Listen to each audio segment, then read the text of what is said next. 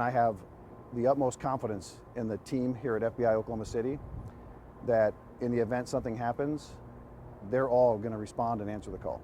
Doug Goodwater, special agent in charge of the FBI Oklahoma City field office, says responding to large-scale events in the state now take a hand-in-hand approach. It is a whole team approach, and when I say whole team, I mean the whole FBI office here in Oklahoma, all of law enforcement in Oklahoma, our state, local, and federal partners. The FBI, Sheriff's Office, Department of Emergency Management, and National Guard, among others, are all prepared in the case that violence strikes the state again. We would bring every resource we have to bear to either assist our partners or to lead the investigation. And in these types of situations, the first step is to establish communications and command of the scene. Primary responsibilities would be securing the scene and then taking care of medical needs. But while that's going on, we would be sending people forward to be able to coordinate in person and evaluate the scene to see what resources might be needed. Of the resources coordinated, one squadron based in Oklahoma City was made by the decree of President Bill Clinton after the Oklahoma City bombing and the original attack on the World Trade Center in 1993 inspired a change in defense strategy. President Clinton at the time noticed there was a big gap in the capabilities for response for domestic terrorism. 10 specialized teams were initiated, one for each FEMA region.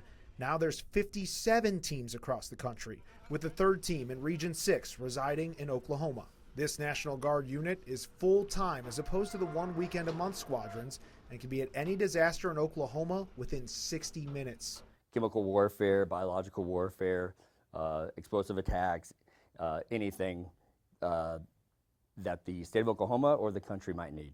Aaron Daughtery, Deputy Commander for 63rd Civil Support Team, describes the edge this unit gives in a pressure situation. We have specialists throughout the whole team.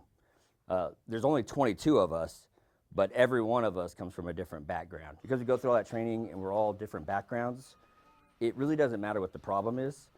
There's somebody on the team that can handle it. While the 63rd can handle a large scale of situations, Matt Chevany, who is a special agent bomb technician team leader for the Oklahoma FBI, took us through some of the tools he uses in case of an emergency. Imagine some type of hostage device. Someone has taken you hostage and put a device on you, and now we use everything in this bag in order to take it off you safely. So this just happens to be one of our fiber scopes to be able to, for example, if we cut a hole in the side of this van, I could put this in there and take a look and see what's going on in the van without just running the door all the way open. Genevieve says one of the biggest changes helping response over the years is the training. One of the guys that was one of our primary trainers in this tactical realm, he started off with the Combat Applications Group back in the day, and he pretty much had a Leatherman and a toothpick, and that was his kit. No one knows this more than Brigadier General Colby Wyatt, director of the Joint Staff of the Oklahoma National Guard, who was on the ground during the Murrah building bombing 30 years ago. So I look at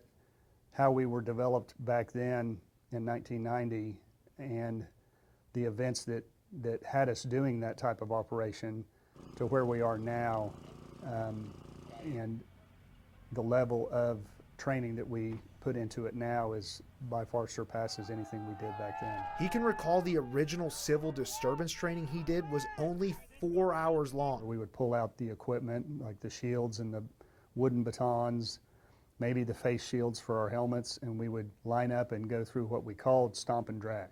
Now every incident picked apart and analyzed to create a system moving forward, trying to create a plan for potential unknown threats. We evaluate every incident we respond to, try to find ways to see what we did well and what we can improve, and we take those lessons learned and we incorporate them into additional trainings going forward. But the most revolutionary piece of technology isn't something you'd find exclusively in a military building. Adam Hedrick with the Oklahoma National Guard says most of you can actually find it on you right now. The fact that everyone has cell phones and we have the 800 megahertz radios now to be able to speak, those are the big advantages. Moving forward, all responders agree a good base of communication sets the standard for the way threats are prevented, controlled, and handled both now and in the future. The biggest thing is the relationship building. So knowing who at Department of Energy, knowing who at the State Emergency Management Office, knowing who to call or what number to call so you can get the right people in play was the biggest thing.